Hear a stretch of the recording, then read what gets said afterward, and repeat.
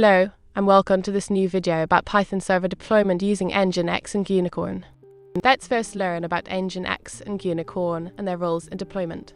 In order to successfully deploy a Python web application, we need to understand the roles of Nginx and Gunicorn.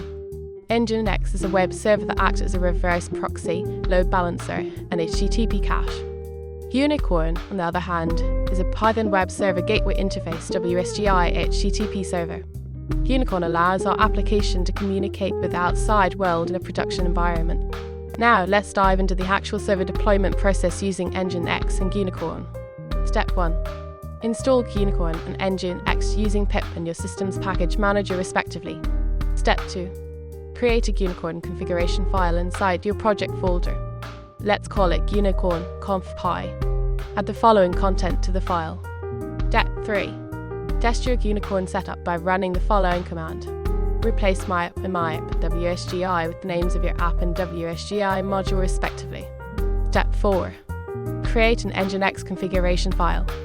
Replace myapp and mydomain.com with the appropriate names. Step 5. Create a symbolic link to the Nginx configuration file and restart the Nginx service. That's it. Your Python web application is now deployed using Nginx and Gunicorn. In this video, we learned how to deploy a Python web application using Nginx and Gunicorn. We hope you found this tutorial useful. If you liked it, please like, share, and subscribe to our channel. Thank you for watching and see you in the next video.